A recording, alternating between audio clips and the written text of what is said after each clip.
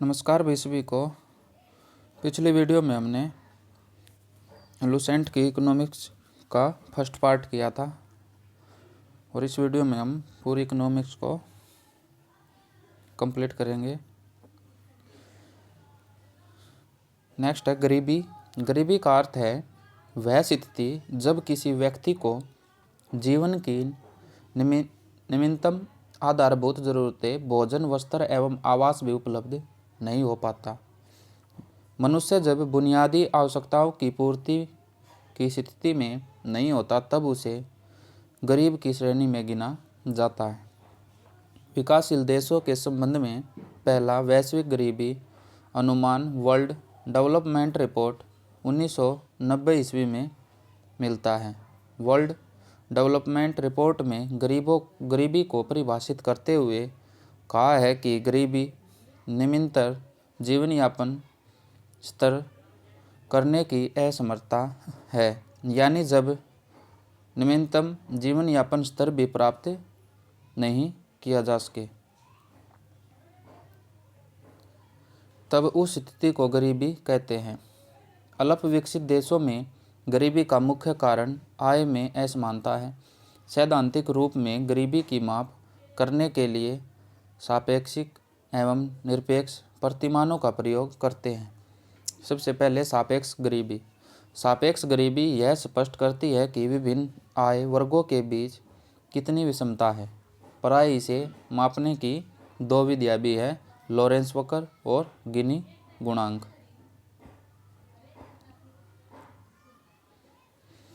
Lawrence वक्र को खींचने के लिए एक्स अक्ष पर परिवारों की संचयी प्रतिशत और वाई अक्ष पर कुल आय का संचयी प्रतिशत लेते हैं।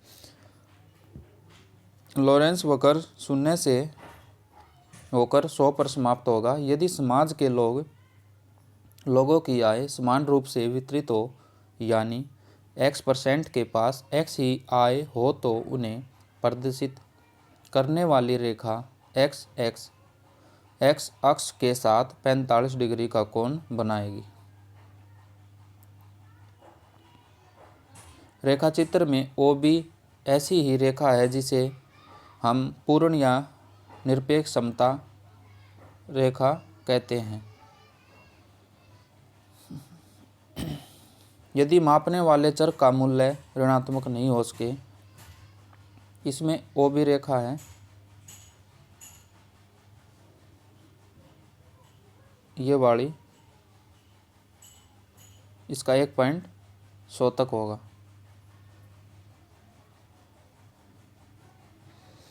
लॉरेंस वक्र पूर्ण समता रेखा के ऊपर नहीं उठेगी, पूर्ण असमानता रेखा के नीचे नहीं जा सकती, बढ़ती हुई उत्तल फलन होगी।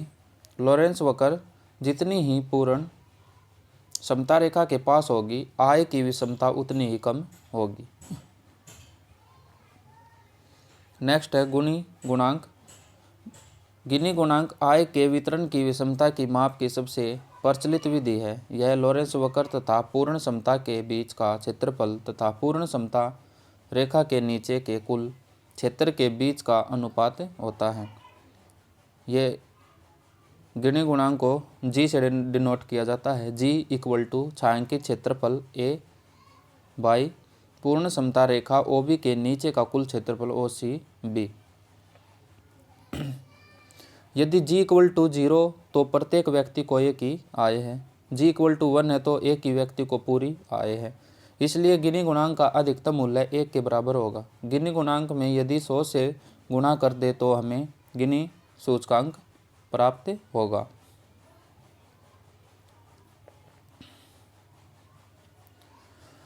लॉरेंस वक्र तथा गिनी गुणांक आय की विषमता की माप से संबंधित है।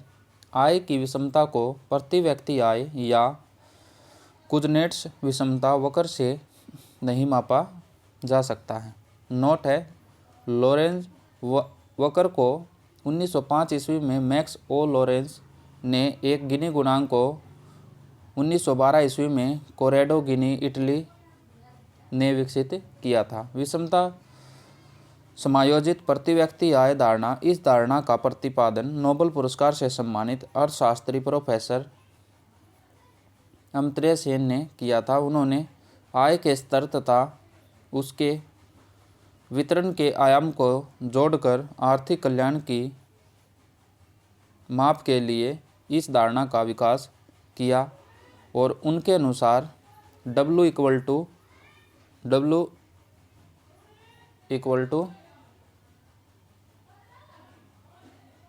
क्या बोलते हैं माइक्रो 1-G, जहाँ W कल्याण है और माइक्रो प्रति व्यक्ति आय है और G विषमता की आय है। स्पष्ट है कि कल्याण W में वृद्धि होगी यदि प्रति व्यक्ति आय माइक्रो में वृद्धि हो या विषमता की आय G में कमी हो। नेक्स्ट है निरपेक्ष गरीबी। निरपेक्ष गरीबी का निर्धारण करते समय मनुष्य की पोषक आवश्यकताओं तथा अनिवार्यताओं के आधार पर आय अथवा उपभोग व्यय के न्यूनतम स्तर को ज्ञात किया जाता है। इसके अंतर्गत हम एक निश्चित मापदंड के आधार पर यह तय करते हैं कि कितने लोग इस मापदंड के नीचे हैं और उन्हें हम गरीबी कहते हैं। इस निश्चित मापदंड को हम गरीबी रेखा या निर्धनता रेखा कहते हैं, यानी निर्धारित किए गए न्यूनतम उपभोग व्यय को निर्धनता रेखा कहते हैं। इस न्यूनतम निर्धारित स्तर से कम व्यय करने वाले व्यक्तियों को गरीब कहा जाता है। निर्धनता की माप के लिए निरपेक्ष प्रतिमान का सर्वप्रथम प्रयोग खाद्य एवं कृषि संगठन के प्रथम महानिदेशक R. वायर्ड ने 1945 ईस्वी में किया था। भारत में निर्धनता की माप करने के लिए निरपेक्ष प्रतिमान का प्रयोग किया जाता है। हमारे देश में योजना आयोग द्वारा गरीबी निर्धारण के संबंध में एक वैकल्पिक परिभाषा स्वीकार की, जिसमें आहार संबंधी जरूरतों को ध्यान में रखा गया। इस अवधारणा के अनुसार उस व्यक्ति को निर्धनता की रेखा से नीचे माना जाता है जो ग्रामीण क्षेत्रों में प्रतिदिन 2400 कैलोरी एवं शहरी क्षेत्रों में 2100 कैलोरी भोजन प्राप्त करने में असमर्थ है। भारत में परिवार के उपभोग व्यय के आधार पर भी निर्धनता के स्तर का आकलन किया जाता है। भारत में गरीबी की माप के साथ अनेक अर्थशास्त्रियों के नाम जुड़े हैं, जिनमें प्रमुख है दांडेकर तथा रथ, B.S. मिन्हास, P.D. ओझा और प्रणव वर्धन, I.J. अहलूवालिया, S.P. गुप्त, तेंदुलकर, C. रंगराजन आदि। इसके अतिरिक्त योजना आयोग एवं वित्त आयोग के माप मिलते हैं। भारत में निर्धनता रेखा के निर्धारण का पहला आधिकारिक प्रयास योजना आयोग द्वारा जुलाई 1962 ईस्वी में किया गया। वर्तमान में भारत में निर्धनता रेखा या गरीबी रेखा का निर्धारण नीति आयोग करता है। वैश्विक स्तर पर विश्व बैंक 1.25 अमेरिकी डॉलर की प्रति व्यक्ति प्रतिदिन आय को निर्धनता रेखा मानता है। बहुआयामी गरीबी सूचकांक भारत में गरीब की तीव्रता की माप के लिए सबसे उपयुक्त है। भारत में गरीबी निर्धारण का इतिहास दादा भाई नारोजी, इनकी पुस्तक poverty and un British rule in India में पहली बार गरीबी के मापन को G की न्यूनतम आवश्यकताओं की पूर्ति से लगाया था।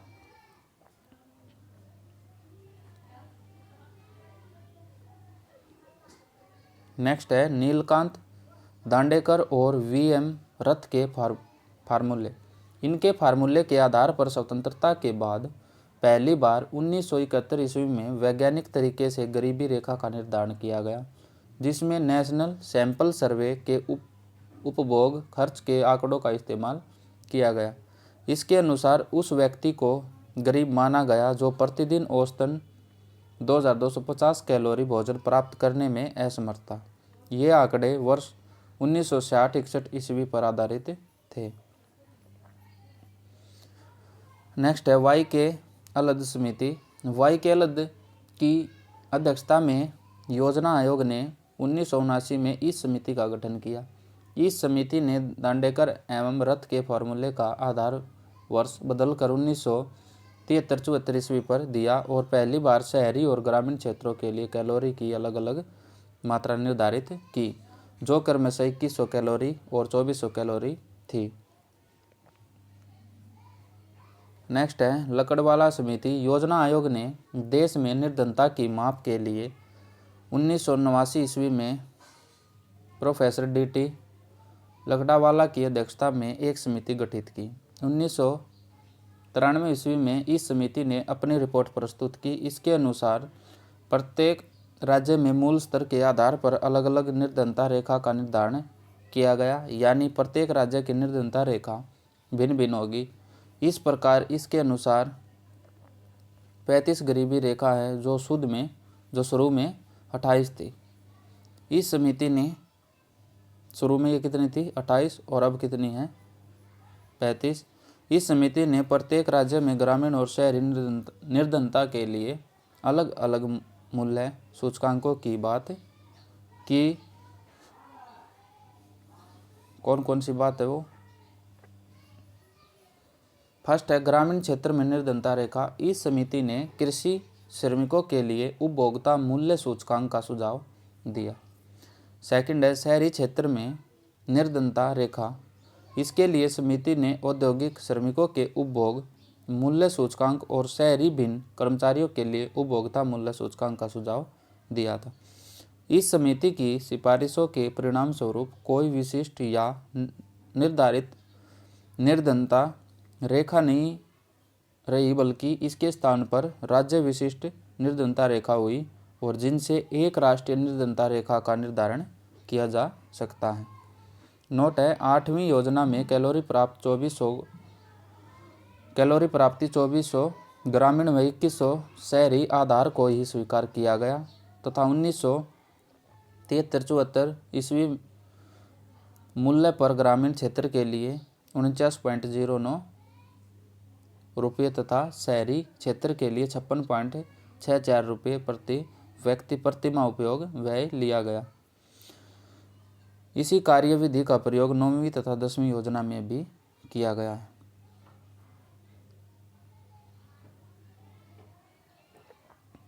नेक्स्ट है सुरेश तेंदुलकर समिति। योजना आयोग ने वर्ष 2004 ईस्वी में सुरेश तेंदुलकर की अध्यक्षता में समिति बनाई, जिसने अपनी रिपोर्ट 2019 में सौंपी थी। तेंदुलकर समिति का मुख्य उद्देश्य इसका परीक्षण करना था कि क्या भारत में गरीबी वास्तव में गिर रही है या नहीं, जैसा NSSO के 61वें चक्कर से स्थापित होता है। इसके साथ ही नई गरीबी रेखा तथा गरीबी के संबंध में अनुमान प्रस्तुत करना था। तेंदुलकर समिति ने उपभोग बास्केट में परिवर्तन किए और जीने के लिए अदा की जाने वाली कीमत की भी बात की और इसने गरीबी रेखा का निर्धारण उपभोग में लाए जा रहे खाद्यान्नों के अलावा 6 बुनियादी आवश्यकताओं जैसे शिक्षा, स्वास्थ्य, बुनियादी संरचना, स्वच्छ वातावरण, महिलाओं की काम तथा लाभ तक पहुंचने के आधार पर होगा। तेंदुलकर समिति ने ग्रामीण और शहरी दोनों क्षेत्रों के लिए एक ही उपभोग बास्केट का प्रयोग किया। तेंदुलकर पत्ती के अनुसार गरीब रेखा मिश्रित संदर्भ अवधि पर आधारित मासिक प्रति व्यक्ति उपभोग व्यय के रूप में व्यक्त की गई। समिति ने ग्रामीण क्षेत्र के लिए 2004-05 मूल्यों पर 446.68 रुपया प्रति व्यक्ति और प्रति माह तथा शहरी क्षेत्र के लिए इसे 578.80 रुपये मासिक रुपया प्रति व्यक्ति उपभोग रखा था।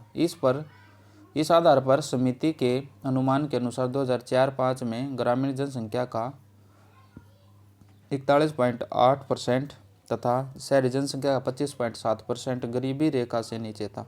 2004-05 में संपूर्ण भारत के स्तर पर गरीबी का प्रतिशत 37.2% था। तेंदुलकर समिति ने गरीबी रेखा के निर्धारण के लिए जीवन निर्वाह लागत सूचकांक यानी प्रति व्यक्ति उपभोग व्यय को आधार बनाया। नेक्स्ट समिति है सी रंगराजन समिति। संयुक्त राष्ट्र संघ के अंग खाद्य एवं कृषि संगठन गरीबी का आकलन उपभोग के पोषण मूल्य अर्थात कैलोरी मूल्य के ही आधार पर करता है। इसलिए योजना आयोग ने तेंदुलकर समिति की जगह सी रंगराजन की अध्यक्षता में 2012 में नई समिति गठित की, जिसने अपनी रिपोर्ट जुलाई 2014 में की। इसने तेंदुलकर समिति के आकलन के तरीकों को खारिज कर दिया। रंगराजन समिति के अनुसार वर्ष 2011-12 में 29.5% लोग गरीब थे, जबकि तेंदुलकर समिति ने ये अनुमान 21.9 दिया था। ग्रामीण जनसंख्या का 30.09% तथा शहरी जनसंख्या का 26.4% लोग गरीबी रेखा से नीचे थे। रंगराजन समिति ने अखिल भारतीय स्तर पर ग्रामीण क्षेत्र के लिए 972 रुपये तथा शहरी क्षेत्र के लिए 1407 रुपये प्रति व्यक्ति मासिक उपभोग व्यय को गरीबी रेखा के रूप में परिभाषित किया है। निर्धनता के नवीनतम आंकड़े। देश में निर्धनता रेखा से नीचे की जनसंख्या के संबंध में ताज़ा आंकड़े योजना आयोग द्वारा जुलाई 2013 में जारी किए गए। कब किए गए? जुलाई 2013 में। राष्ट्रीय नमूना सर्वेक्षण संगठन के 68वें दौर के सर्वेक्षण पर आधारित यह आंकड़े 2011-12 के लिए है तथा सुरेश तेंदुलकर समिति द्वारा सुझाए गए फार्मूले पर आधारित है।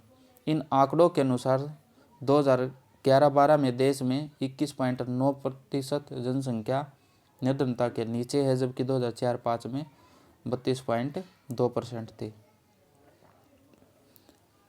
2011-12 में ग्रामीण क्षेत्रों में 25.7% व शहरी क्षेत्रों में 13.7% जनसंख्या निर्धनता रेखा से नीचे है। वर्ष 2004-05 में यह आंकड़ा क्रमशः 41.8% एवं 25.7% था और 2011-12 में देश में निर्धनों की कुल संख्या 26.93 करोड़ आकलित की गई। 2004-05 में यह 40.72 करोड़ और 2009-10 में यह 35.47 करोड़ थी, यानी 2 वर्षों में 7.9% की कमी हुई है।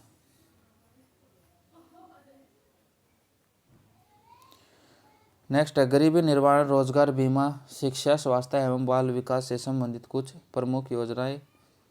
अन्नपूर्णा योजना। इस योजना का प्रारंभ 2 अक्टूबर 2000 को गाजियाबाद के सिखोड़ा ग्राम से हुआ। इस योजना का उद्देश्य देश के लिए अत्यंत निर्धन वृद्धों के लिए रोटी की व्यवस्था करनी थी।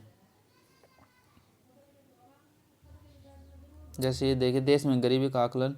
विश्व बैंक रिपोर्ट 2014 के अनुसार अखिल भारतीय 81.1% है और WDR 2015 में 250 मिलियन लोग गरीबी रेखा से नीचे हैं और HDR 2015 में भारत में UNDP द्वारा बहुआयामी गरीबी सूचकांक NSSO के 68वें चक्रानुसार है।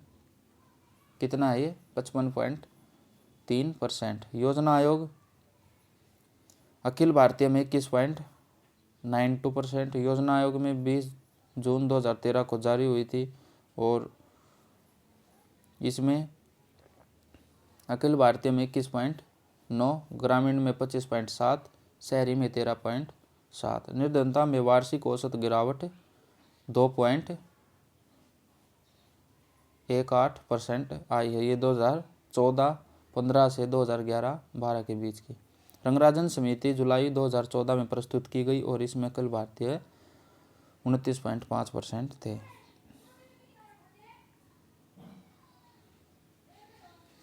नेक्स्ट, राष्ट्रीय खाद्य सुरक्षा अधिनियम 2013। यह अधिनियम 12 सितंबर 2013 से प्रभावी हुआ। इसका मुख्य उद्देश्य लोगों को पर्याप्त मात्रा में गुणवत्तापूर्ण खाद्य को उचित मूल्य पर आपूर्ति के द्वारा खाद्य तथा पोषण सुरक्षा मुहैया करना है। इसकी कुछ प्रमुख व्यवस्थाएं निम्न है। यह अधिनियम कुल जनसंख्या का लगभग 67%, ग्रामीण जनसंख्या के 75% एवं शहरी जनसंख्या के 50% लोगों को अनुदानित दर पर खाद्यान्न प्राप्त करने का कानूनी अधिकार प्रदान करता है। नेक्स्ट है, इसके अंतर्गत लाभ प्राप्तकर्ता को 5 केजी चावल, गेहूं या मोटे अनाज क्रम से 3, 2 तथा 1 रुपये प्रति किलोग्राम प्राप्त करने का कानूनी अधिकार प्राप्त है। प्रत्येक गर्भवती एवं दूध पिलाने वाली मां को गर्भधारण की अवस्था तथा प्रसव के 6 महीना बाद तक आंगनवाड़ी के माध्यम से भोजन मुहैया करना है। इसके अंतर्गत प्राप्त लाभकर्ताओं को संबंधित राज्य से खाद्य सुरक्षा भत्ता प्राप्त करने का अधिकार होगा। यदि उसे उतनी मात्रा में खाद्यान्न नहीं प्राप्त होता है या भोजन नहीं मुहैया हो पाता जितना उसे प्राप्त होना चाहिए।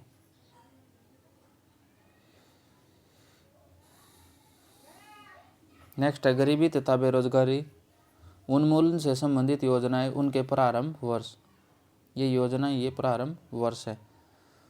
अंत्योदय अन्न योजना 2000 ईस्वी में शुरू हुई और हास्य बीमा योजना 2001-2 में, जेपी रोजगार गारंटी योजना 2002-3 में, भारत निर्माण कार्यक्रम 2005-6 में और राष्ट्रीय ग्रामीण रोजगार गारंटी कार्यक्रम 2006 में।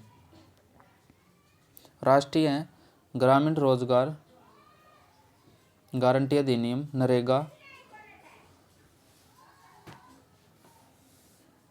इसकी शुरुआत 2 फरवरी 2006 को आंध्र प्रदेश के बंदावाली जिले के अनंतपुर गांव से हुआ। इसका नाम 2 अक्टूबर 2009 को परिवर्तित करके मनरेगा महात्मा गांधी रोजगार गारंटी योजना कर दिया गया है।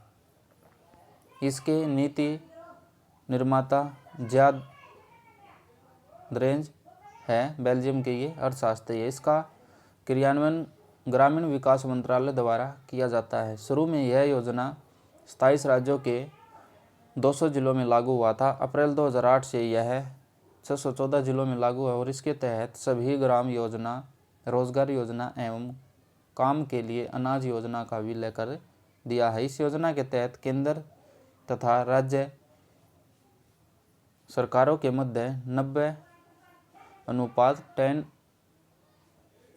के अनुपात में वित्तीय सहयोग दी जाती है। इस योजना में प्रत्येक परिवार को एक वित्तीय वर्ष में 100 दिन का रोजगार उपलब्ध कराना है, जिसमें महिलाओं की भागीदारी 33% होगी। 15 दिन तक रोजगार उपलब्ध नहीं कराने पर बेरोजगारी भत्ता देना होगा। इस योजना के तहत कार्य की अवधि 7 घंटे होगी तथा सप्ताह में 6 दिन ही काम करना होगा। कार्यस्थल पर मृत्यु होने या स्थायी अपंगता की स्थिति में 25,000 रुपये की राशि दी जाएगी। कार्यस्थल घर से 5 किलोमीटर से अधिक दूर होने पर 10% अतिरिक्त मजदूरी मिलेगी।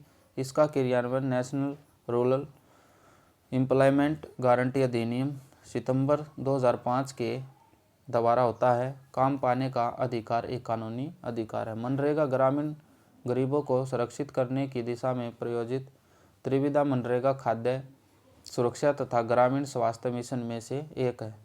प्रधानमंत्री सुरक्षा बीमा योजना, इसकी शुरुआत 9 मई 2015 को प्रधानमंत्री नरेंद्र मोदी ने की थी। इस योजना के अंतर्गत बीमा धारकों को दुर्घटना से मृत्यु की स्थिति में 2 लाख रुपया प्राप्त होगा, जिसमें वार्षिक प्रीमियम 12 होगा, जिसे जन धन खाते से ही हस्तांतरित लाभ से ही ले लिया जाएगा।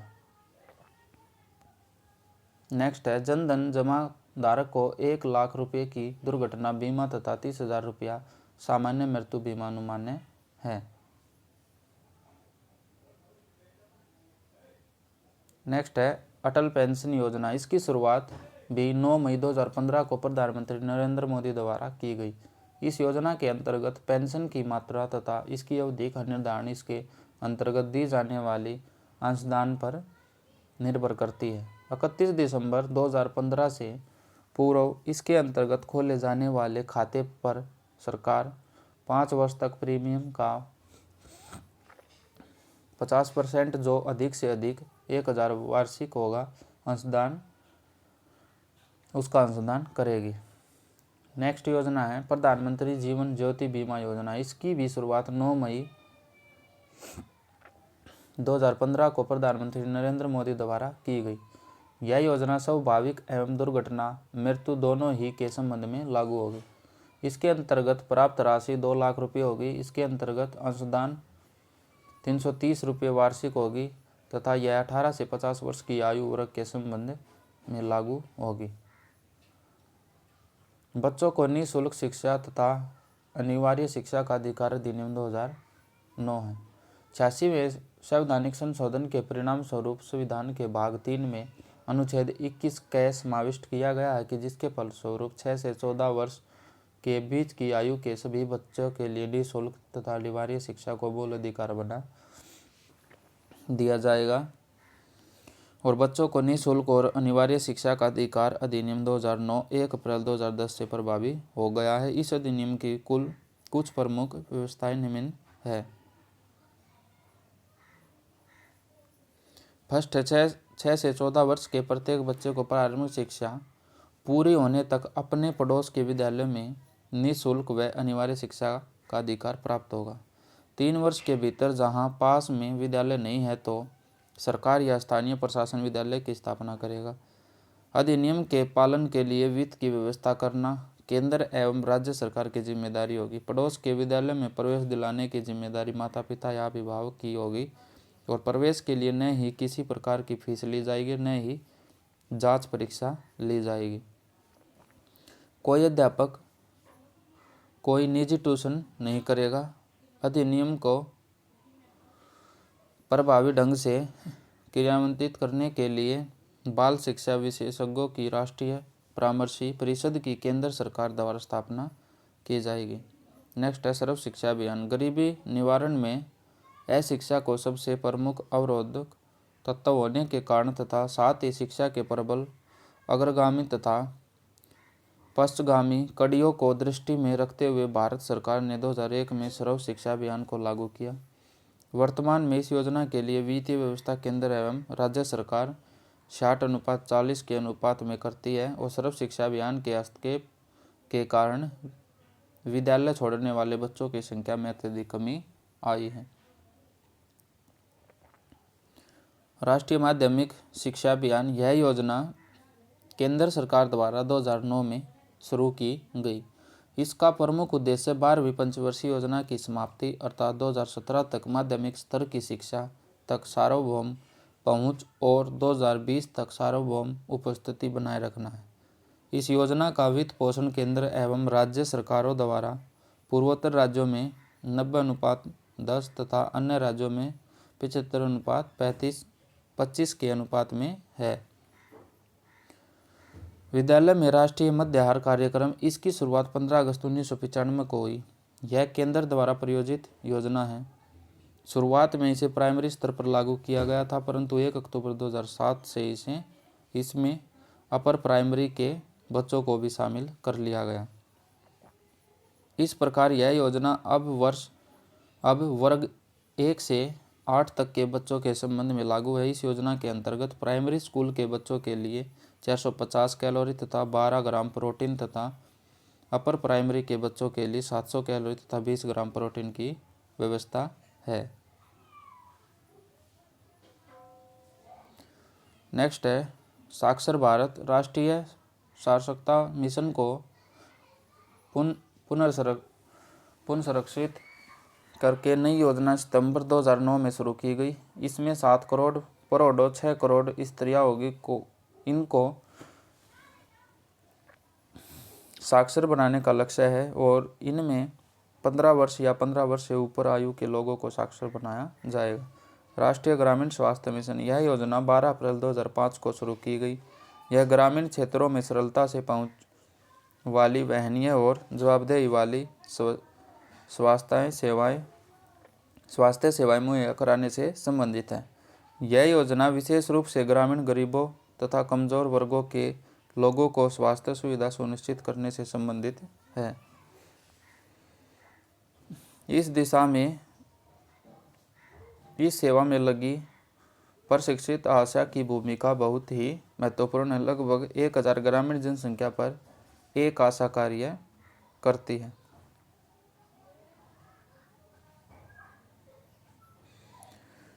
नेक्स्ट है राष्ट्रीय स्वास्थ्य मिशन NHM। इसकी शुरुआत 2013 में हुई। इसका लक्ष्य साम्य, सस्ता और गुणवत्तापूर्ण स्वास्थ्य देखभाल सेवाओं की व्यापक सुलभता प्रदान करना है।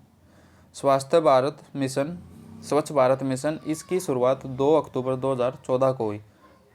इसका लक्ष्य सभी ग्रामीण परिवारों को शौचालय की सुविधा प्रदान करना है। साथ ही स्वच्छता को बढ़ावा देने के लिए सभी ग्रामीण पंचायतों को ठोस और द्रवित अपशिष्ट प्रबंधन क्रियाकलापों के माध्यम से 2 अक्टूबर 2019 तक खुले में शौच मुक्त भारत हासिल करना है। वाल्मीकि अंबेडकर मलिन बस्ती आवास योजना, इस योजना की शुरुआत दिसंबर 2001 में हुई।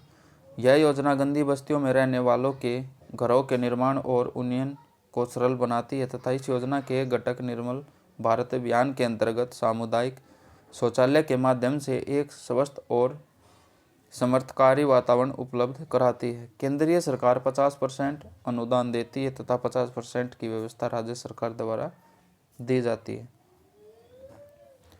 नेक्स्ट है मिशन इंद्रधनुष, इसकी शुरुआत 25 दिसंबर 2014 को हुई थी। इसका उद्देश्य उन सभी बच्चों को टीकाकरण में लाना है जो पूर्ण या आंशिक रूप से 7 बीमारियों के विरुद्ध टीका नहीं लगाया गया है।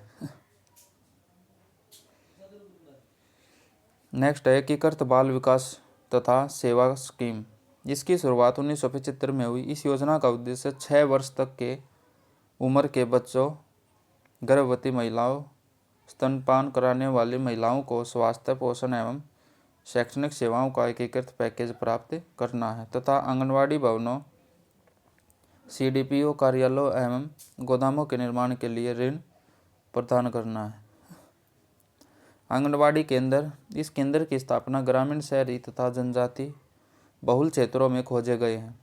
इस केंद्र का प्रमुख उद्देश्य 300 दिन के लिए पूरक पोषाहार, स्वास्थ्य, प्रतिरक्षण शिक्षा उपलब्ध कराना है। पूरक पोषाहार की व्यवस्था 6 वर्ष की आयु के बच्चे एवं गर्भवती स्त्रियों के लिए किया गया है। इन केंद्रों को खोलने का आधार जनसंख्या होता है। शहरी एवं ग्रामीण क्षेत्रों में 1000 जनसंख्या पर, जनजाति बहुल क्षेत्र में 700 जनसंख्या पर तथा रेगिस्तानी एवं पहाड़ी क्षेत्रों में 300 की जनसंख्या पर आंगनवाड़ी केंद्र खोले जाते हैं। आंगनवाड़ी केंद्र की कार्यकर्ताओं को चयन उसी क्षेत्र में रहने वाली महिलाओं में से किया जाता है। आंगनवाड़ी ICDS से जुड़ी होती है। Integrated child development service, ICDS की फुल फॉर्म है। राष्ट्रीय बाल भवन 1956 से चल रही यह एक स्वायत्त संस्था है जिसकी वित्तीय व्यवस्था मानव संसाधन विकास मंत्रालय तथा स्कूल शिक्षा विभाग द्वारा होती है। यह 5 से 16 वर्ष के बच्चों में सृजनात्मकता विकसित करने के केंद्र के रूप में कार्य करता है। नेक्स्ट है कस्तूरबा गांधी विद्यालयों की योजना। 20 जुलाई 2014 को सरकार ने देश भर में SC, ST, OBC एवं मुस्लिम समुदाय की लड़कियों के लिए कस्तूरबा गांधी बालिका विद्यालय खोलने की घोषणा की। यह आवासीय विद्यालय इस समय 27 राज्यों में चलाई जा रही है। इन विद्यालयों में 75% स्थान अनुसूचित जाति, अनुसूचित जनजाति, अन्य पिछड़े वर्ग एवं अल्पसंख्यकों की बच्चियों के लिए आरक्षित होंगे, जबकि 25% बालिकाएं गरीबी रेखा से नीचे जीवन यापन करने वालों की होती है। नेक्स्ट है कुटीर ज्योति कार्यक्रम। हरिजन और आदिवासी परिवारों सहित गरीबी की रेखा से नीचे रहने वाले ग्रामीण परिवारों के जीवन स्तर में सुधार के लिए भारत सरकार ने 1988-89 में कुटीर ज्योति कार्यक्रम प्रारंभ किया। इसके अंतर्गत ग्रामीण क्षेत्रों में निर्धनता रेखा से नीचे जीवन यापन करने वाले परिवारों को एक बत्ती विद्युत कनेक्शन उपलब्ध कराने के लिए 400 रुपये की सरकारी सहायता उपलब्ध कराई जाती है।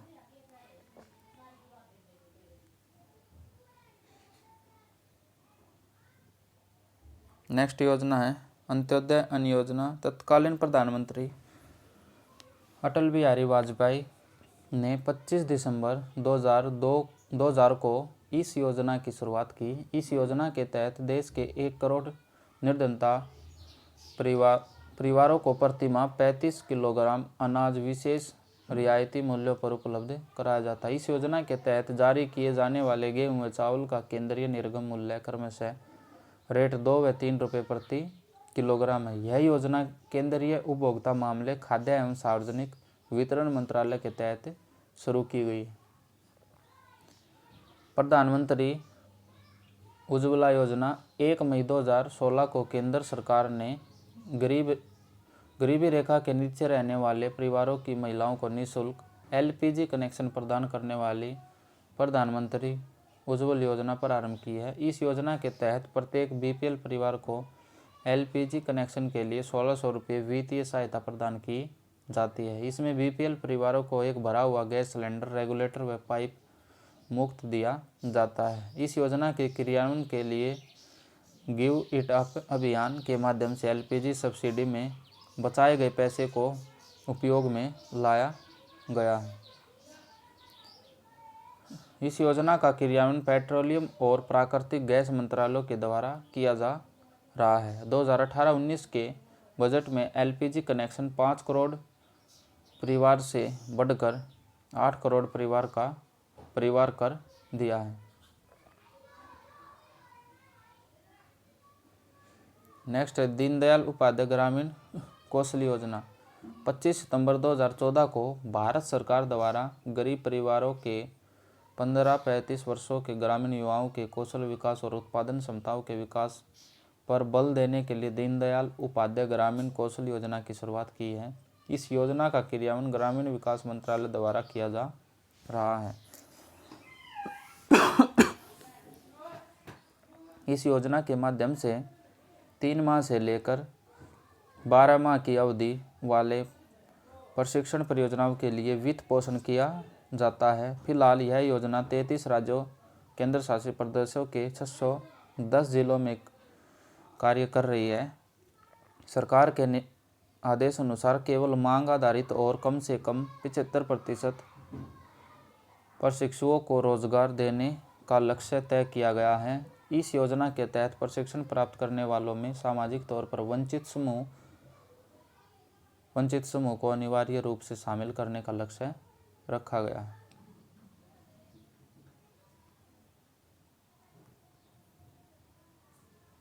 नेक्स्ट है नई आर्थिक नीति।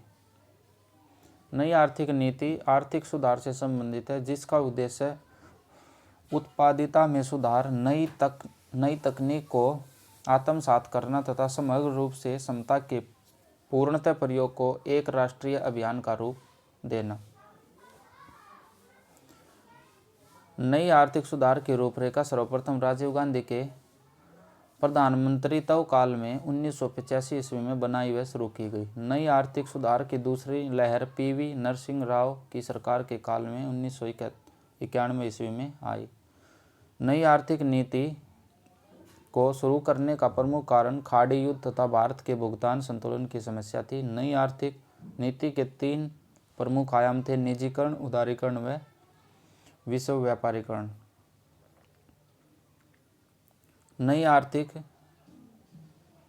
सुधार नीति के प्रमुख क्षेत्र थे राजकोषीय नीति, मौद्रिक नीति, मूल्य निर्धारण नीति, विदेश नीति, औद्योगिक नीति, विदेश विनियोग नीति और व्यापार नीति और सार्वजनिक क्षेत्र नीति। राजकोषीय नीति 1971 के तहत मुख्यतः 4 कदम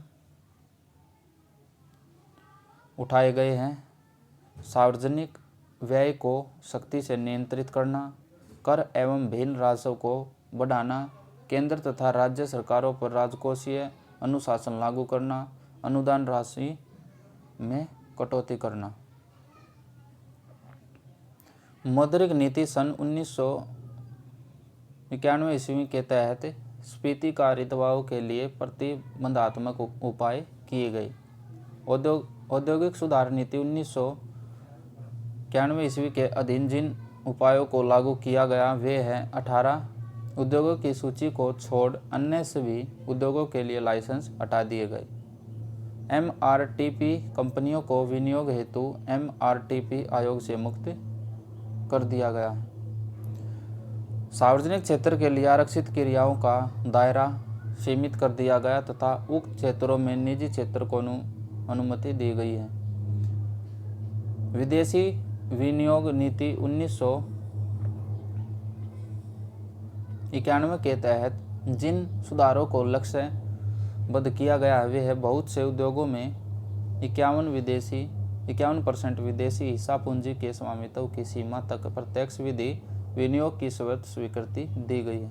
निर्यात में लगी विदेशी व्यापार कंपनियों को 51% तक की हिस्सा पूंजी लगाने की अनुमति होगी।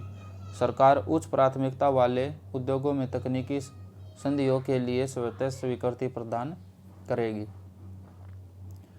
व्यापार नीति 1991 के तहत अर्थव्यवस्था के अंतरराष्ट्रीय एकीकरण को प्रोन्नत करने हेतु उद्योग को प्राप्त अत्यधिक व अविवेकपूर्ण संरक्षण धीरे धीरे समाप्त करने की दिशा में कदम उठाए गए।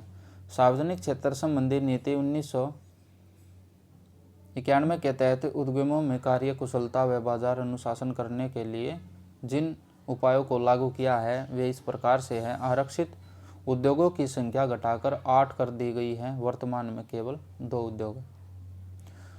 जीर्ण उद्योगों के पुनरुत्थान का कार्य औद्योगिक एवं वित्तीय पुनर्निर्माण बोर्ड को सौंप दिया गया है। सार्वजनिक उद्यमों के निष्पादन में उन्नति के लिए उद्यमों को बोध ज्ञापन के माध्यम से मजबूत किया गया है। श्रमिकों की संख्या कम करने के लिए स्वैच्छिक सेवानिवृत्ति योजना आरंभ की गई है। नई आर्थिक सुधार नीति सन 1991 ईस्वी से आगे बढ़ते हुए अब तक काफ़ी खुली, उदार तथा वैश्वीकृत हो चुकी है। वर्तमान में नई औद्योगिक नीति के तहत आरक्षित उद्योगों की संख्या है परमाणु ऊर्जा एवं रेल परिवहन। संसाधन जुटाने तथा कार्य कुशलता लाने की दृष्टि से सार्वजनिक उद्यमों के संबंध में निवेश की नई नीति वर्ष 1991-92 से अपनाई गई। 100% निर्यात मूलक इकाइयों में 100% विदेशी पूंजी निवेश की अनुमति दी गई है। विनिवेश या अपनिवेश का अर्थ उद्यमों में सरकारी भागीदारी घटाना है। 1996 ईस्वी में विनिवेश मुद्दे पर समीक्षा सुझाव तथा विनियमन के लिए विनिवेश कमीशन का गठन किया गया था। इसके पहले अध्यक्ष GV रामकृष्णन थे। औद्योगिक आधुनिकीकरण तकनीक विकास के लिए परिणाम स्वरूप प्रभावित होने वाली तथा बंद की जाने वाली रुग्ण औद्योगिक इकाइयों के विस्थापन, श्रमिकों की सहायता तथा पुनर्स्थापना के लिए सन 1992 ईस्वी में राष्ट्रीय नवीनीकरण निधि की स्थापना की गई है। नवरत्न जैसी कंपनियां हैं जो विश्व स्तरीय कंपनियों के रूप में उभर रही है तथा जिसे सरकार ने प्रोत्साहित करने के उद्देश्य से पूर्व स्वायत्तता प्रदान की है। ऐसे कुल 23 कंपनियां हैं जिसमें से 7 कंपनियों को महारत्न कंपनियों का दर्जा दिया गया है। दूसरे चरण के आर्थिक सुधार कार्यक्रम के प्रमुख लक्ष्य 7 से 8% वृद्धि दर से निरंतर समान एवं रोजगार सृजनकारी दिशा में विकास तथा देश से गरीबी का उन्मूलन करना है। नेक्स्ट है भारतीय वित्त व्यवस्था। भारतीय वित्त व्यवस्था से तात्पर्य ऐसी व्यवस्था से है जिसमें व्यक्तियों, वित्तीय संस्थाओं, बैंकों, औद्योगिक कंपनियों तथा सरकार द्वारा वित्त की मांग होती है तथा इसकी पूर्ति की जाती है। भारतीय वित्त व्यवस्था के 2 पक्ष है। पहला मांग पक्ष तथा दूसरा पूर्ति पक्ष। मांग पक्ष का प्रतिनिधित्व व्यक्तिगत निवेशक, औद्योगिक तथा व्यापारिक कंपनियां, सरकार आदि करते हैं, जबकि पूर्ति पक्ष का प्रतिनिधित्व बैंक, बीमा कंपनियां, म्यूचुअल फंड तथा अन्य वित्तीय संस्थाएं करती है। भारतीय वित्त व्यवस्था को 2 भागों में बांटा गया, भारतीय मुद्रा बाजार तथा भारतीय पूंजी बाजार। भारतीय मुद्रा बाजार को 3 भागों में बांटा गया है। असंगठित क्षेत्र, संगठित क्षेत्र में बैंकिंग क्षेत्र तथा मुद्रा बाजार का उपबाजार, और असंगठित क्षेत्र के अंतर्गत देसी बैंकर, साहूकार और महाजन आदि परंपरागत स्रोत आते हैं। ग्रामीण तथा कृषि शाख में अब भी इसकी महती भूमिका होती है। संगठित क्षेत्र में भारतीय रिजर्व बैंक शीर्ष संस्था है तथा इसके अतिरिक्त सार्वजनिक क्षेत्र के बैंक, निजी क्षेत्र के बैंक, विदेशी बैंक तथा अन्य वित्तीय संस्थाएं आती हैं। रिजर्व बैंक की स्थापना 1 अप्रैल 1935 को 5 करोड़ की अधिकृत पूंजी से हुई तथा 1 जनवरी 1949 को इसका राष्ट्रीयकरण हुआ था। रिजर्व बैंक भारत का केंद्रीय बैंक है। इसका मुख्यालय मुंबई में है। भारत में मौद्रिक एवं साख नीति रिजर्व बैंक द्वारा ही बनाई जाती है और लागू की जाती है। नेक्स्ट है सर ऑसबोर्न स्मिथ आरबीआई के प्रथम गवर्नर थे। प्रथम भारतीय एवं स्वतंत्र भारत के प्रथम आरबीआई गवर्नर सीडी देशमुख थे। इन्हीं के समय में आरबीआई का राष्ट्रीयकरण किया गया। बैंकों के राष्ट्रीयकरण के समय एल के झा आरबीआई के गवर्नर थे। हिल्टन यंग आयोजना पहला आयोग था जिसने केंद्रीय बैंक के रूप में reserve bank of India RBI की संस्तुति की थी।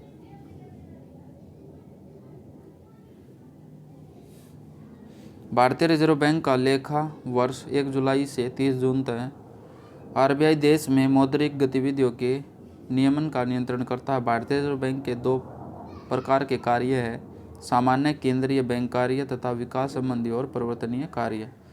सामान्य केंद्रीय बैंकिंग कार्य के अधीन आरबीआई के द्वारा निम्नलिखित कार्य किए जाते हैं। करेंसी नोटों का निर्गम, सरकारी बैंकर का काम, बैंकों के बैंक का काम, विदेशी विनिमय को नियंत्रण करना और साख नियंत्रण एवं आंकड़ों का संग्रहण और प्रकाशन करना।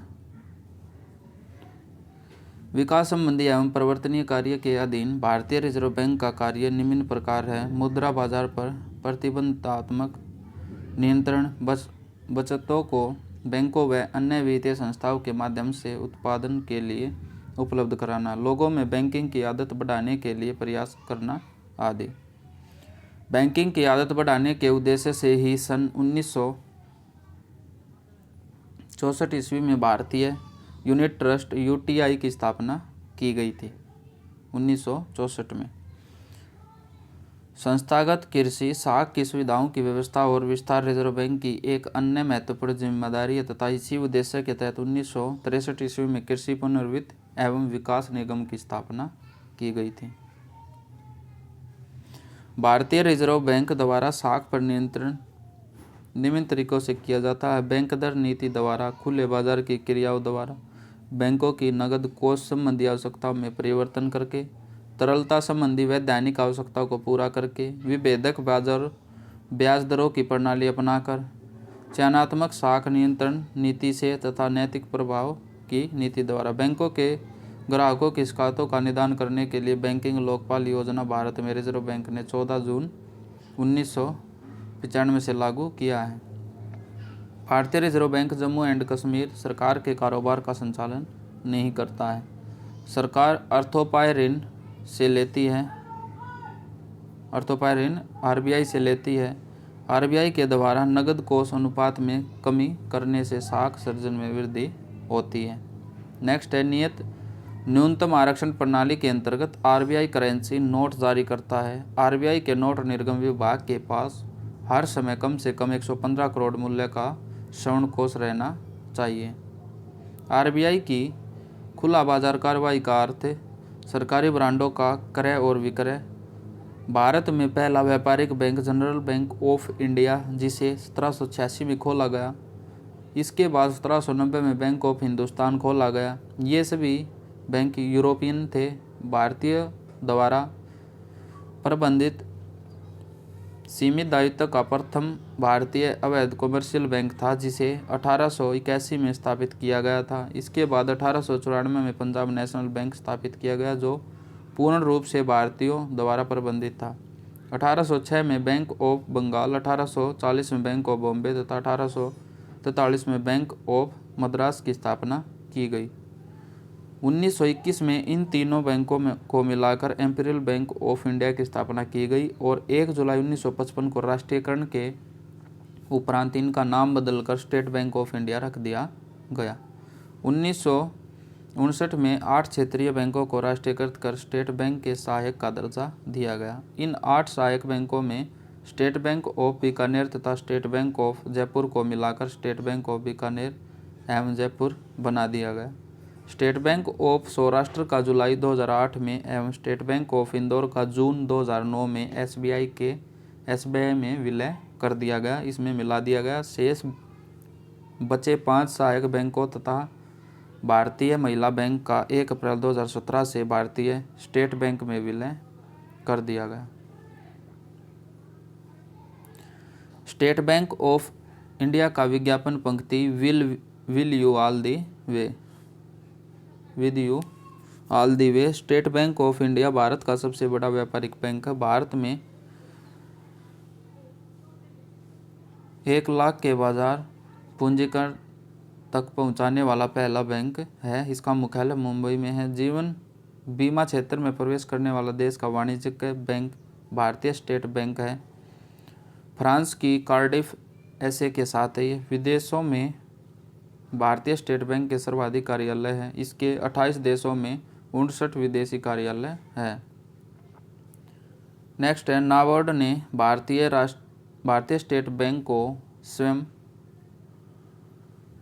प्रोनियन संस्था का दर्जा दिया। भारत में 43 विदेशी बैंक कार्यरत है अप्रैल 2016 से, जिसमें सर्वाधिक शाखा स्टैंडर्ड चार्टर्ड बैंक का है और वर्तमान में इसकी 100 शाखाएं कार्यरत हैं।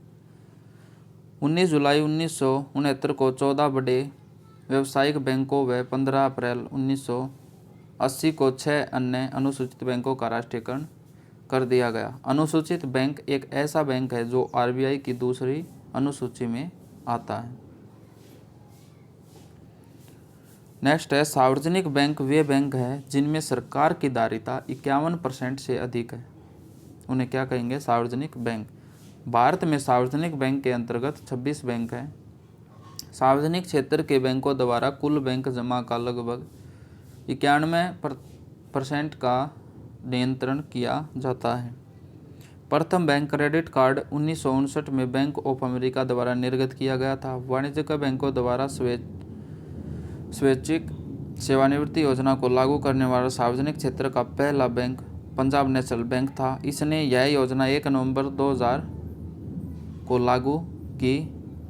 देश में पहला मोबाइल बैंक मध्य प्रदेश में खरगोन जिले में ग्रामीण क्षेत्रों में कार्यरत है। लक्ष्मी वाहिनी बैंक नाम के इस चलते फिरते बैंक की स्थापना 1 करोड़ रुपए की लागत से एक मोबाइल वैन में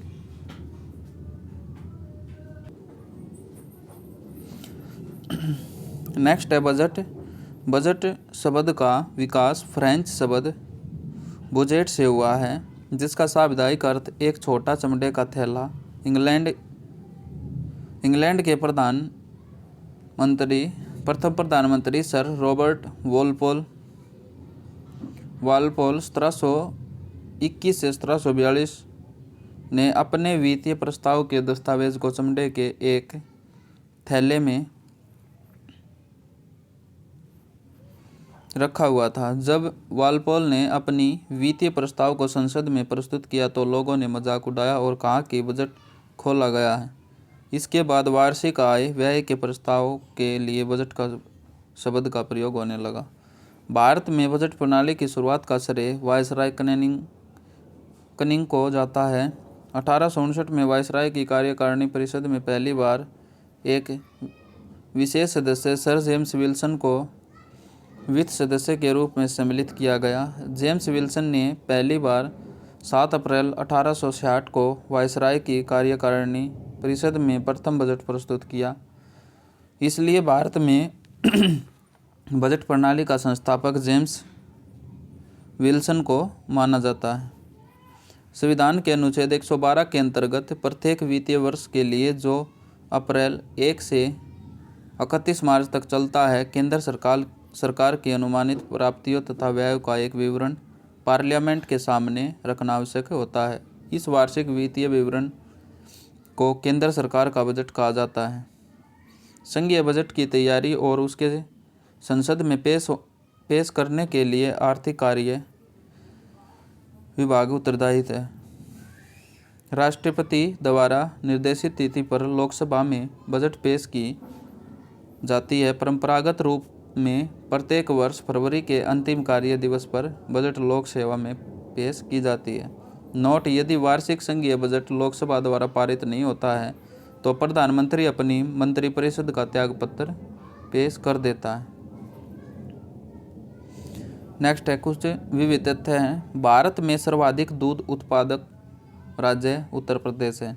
भारत तंबाकू उत्पादन करने वाला विश्व का तीसरा बड़ा राज्य है। इसका बड़ा उत्पादक व उपभोक्ता चीन है।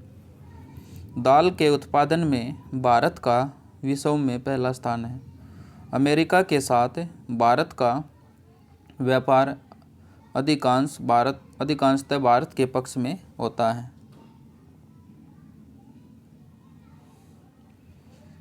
1944 ईस्वी में मुंबई के 8 उद्योगपतियों द्वारा प्रस्तुत योजना बॉम्बे योजना कहलाती है। 8 उद्योगपतियों द्वारा जो प्रस्तुत योजना थी वो बॉम्बे योजना कहलाती है। 1950 में जयप्रकाश नारायण द्वारा सर्वोदय योजना प्रस्तुत की गई। केंद्र को सर्वाधिक निवल राजस्व की प्राप्ति सीमा शुल्कों से होती है। भारत में पहला जल विद्युत शक्ति गृह सन 1897 ईस्वी में दार्जिलिंग में प्रारंभ हुआ था। कृषि को उद्योग का दर्जा देने वाला प्रथम राज्य 1997 ईस्वी में जो बना था वो महाराष्ट्र है। विश्व बैंक के अनुसार भारत में प्रति व्यक्ति संपत्ति $25,000 है। नेक्स्ट है big push theory R Rodan ने दिया है।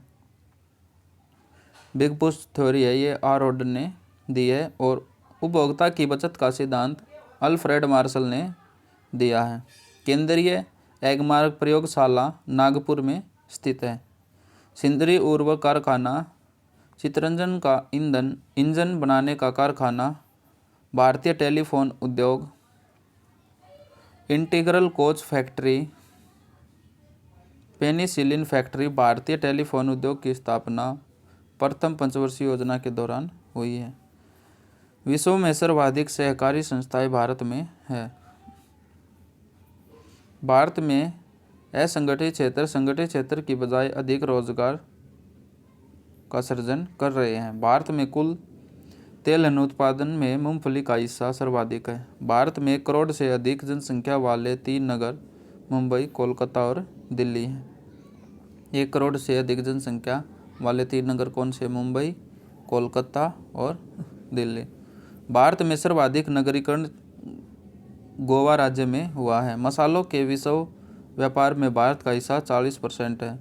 राष्ट्रीय आय की सामाजिक लेखांकन गणना विधि का विकास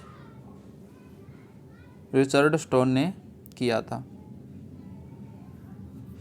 जब किसी वस्तु के वास्तविक मूल्य के बजाय मौद्रिक मूल्य से प्रतिक्रिया व्यक्त की जाती है तब उसे मुद्रा भ्रम कहा जाता है। नेक्स्ट है केंद्रीय बैंक द्वारा अन्य व्यावसायिक बैंकों से ली जाने वाली ब्याज दर को बैंक दर कहा जाता है। अंतर्राष्ट्रीय व्यापार में अनुकूलन संतुलन की स्थिति वाली मुद्रा जिसको प्राप्त करना कठिन होता है उसको कठोर मुद्रा कहा जाता है। शाक मुद्रा को ऐच्छिक मुद्रा भी कहा जाता है। भारत में पाए जाने वाले बेरोजगारी की प्रमुख प्रकृति संरचनात्मक है। अर्थव्यवस्था की कीमतों का औसत स्तर सामान्यतः कीमत स्तर कहलाता है।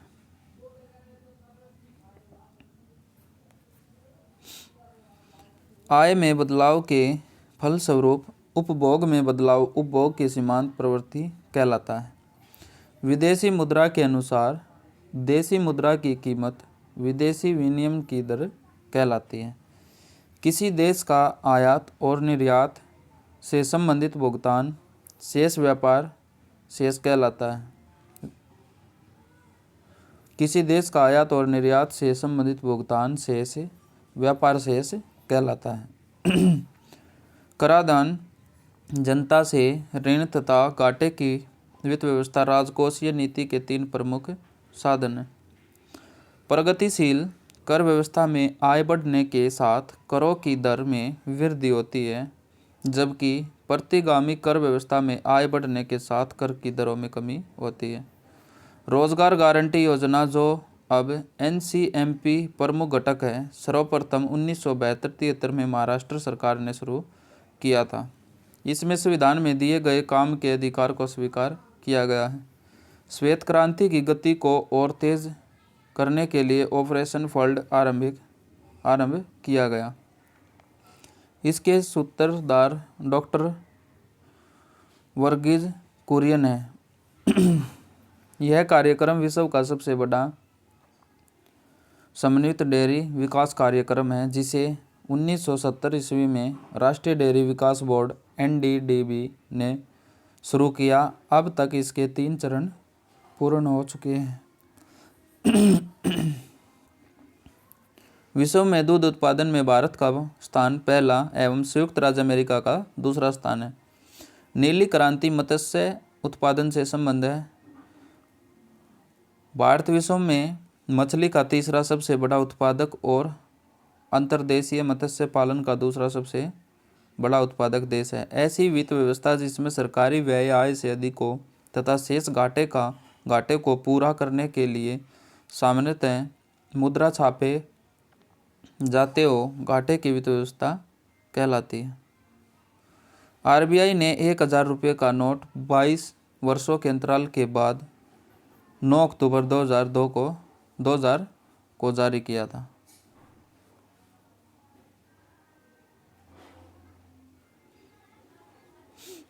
भारत पर्यटन विकास निगम की स्थापना एक सार्वजनिक क्षेत्र के उपक्रम के रूप में 1 अक्टूबर 1966 को की गई। सार्वजनिक क्षेत्र के उपक्रमों में उपनिवेश का दौर 1991-92 से प्रारंभ हुआ।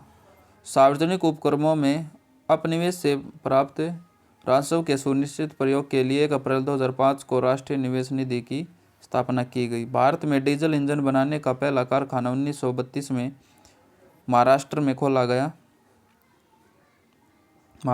17 में खोला गया।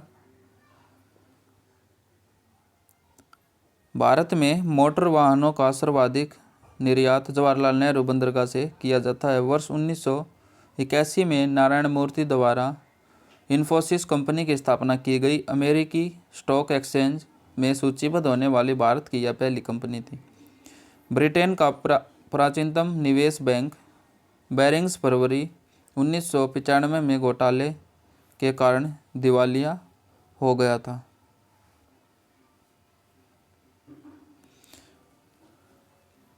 National commodity and derivatives exchange limited NCDEX ने कृषिगत उत्पादों के लिए एक सूचकांक 3 मई 2005 प्रारंभ किया। इसका नाम यह सूचकांक देश में पहला कमोडिटी इंडेक्स है। राज्य समिति ने कृषि जोतों पर कर लगाने की संमति की थी। नाबार्ड की स्थापना 6ठी पंचवर्षीय योजना अवधि में की गई। भारत में गरीबी हटाओ का नारा 5वीं पंचवर्षीय योजना के अंतर्गत दिया गया था। खादी एवं ग्रामीण उद्योग आयोग की स्थापना 2री पंचवर्षीय योजना के अंतर्गत की गई थी। राष्ट्रीय विकास संस्थान हैदराबाद में स्थित है। ग्रामीण विकास संस्थान हैदराबाद में स्थित है। पुर्तगाल ने भारत को 280 किलोग्राम के ऐसे स्वर्ण आभूषण लौटाए हैं जिन्हें वह भारत में अपने उपनिवेशक शासन के अंत में ले गया था। सुपर 301 अमेरिकी व्यापार कानून की वह धारा है जो उन्हें अपने आयात पर उच्च सीमा शुल्क लगाने की शक्ति देता है। केरल राज्य के बाहर पहला पूर्ण साक्षर जिला वर्धमान पश्चिमी बंगाल है। भारतीय साधारण बीमा निगम के अधीन 4 बीमा कंपनियां कार्यरत हैं। केरल समिति की सिफारिश को ध्यान में रखते हुए अप्रैल 1987 से कोई नया क्षेत्रीय ग्रामीण बैंक स्थापित नहीं किया गया है। वर्तमान में 196 क्षेत्रीय ग्रामीण बैंक कार्यरत है। प्रोफेसर AM खुसरो की अध्यक्षता में 1989 में गठित कृषि साख समीक्षा समिति ने क्षेत्रीय ग्रामीण बैंकों को उनके प्रवर्तक बैंकों में विलय करने की संस्तुति की थी। भारतीय उद्योग पुनर्निर्माण बैंक की स्थापना 1985 ईस्वी में की गई थी। कृषि क्रांति का संबंध खनिज तेल में आत्मनिर्भरता से है। भारतीय लघु उद्योग विकास का मुख्यालय लखनऊ में है। भारत में कर्मचारी राज्य बीमा योजना 1952 में प्रारंभ की गई। भारतीय बैंकों की विदेशों में सर्वाधिक शाखाएं यूके में स्थित है। गोल्डन हैंड शेक स्कीम स्वैच्छिक सेवानिवृत्ति से संबंधित है। 1934 के भारतीय रिजर्व बैंक अधिनियम के अनुसार नकद निधि अनुपात की न्यूनतम राशि 3% से कम नहीं की जा सकती। विश्व की सबसे बड़ी श्रवण रिफाइनरी रेड रिफाइनरी लिमिटेड दक्षिण अफ्रीका में है। भारत में पहली श्रवण रिफाइनरी सिरपुर में स्थापित की गई और बाड़मेर राजस्थान में तेल के विशाल भंडार पाए गए हैं। कर्नाटक में अब जनगणना की तर्ज पर मौतों की गणना का कार्य पहली बार प्रारंभ किया गया है। 1963 केंद्रीय राजस्व बोर्ड का विभाजन करके केंद्रीय उत्पादन शुल्क एवं सीमा शुल्क बोर्ड तथा केंद्रीय प्रत्यक्ष बोर्ड का गठन किया गया। राष्ट्रीय लेखा संख्यायिकी को श्वेत पत्र कहा जाता है। राष्ट्रीय लेखा संख्यायिकी को श्वेत पत्र कहा जाता है। व्हाइट गुड्स से तात्पर्य अभिजात्य वर्ग द्वारा दैनिक इस्तेमाल में प्रयोग की जाने वाली वस्तुओं से होता है, जैसे TV, fridge, washing machine, car आदि। व्हाइट गुड्स की विशेषता यह होती है कि प्रदर्शन प्रभाव से इन वस्तुओं के उपभोग को प्रोत्साहन मिलता है, यानी प्रदर्शन उपभोग के लिए खरीदी गई वस्तुएं व्हाइट गुड्स कहलाती हैं। तो आज के लिए इतना ही भाई, मिलते हैं अगले वीडियो में, तब तक के लिए धन्यवाद।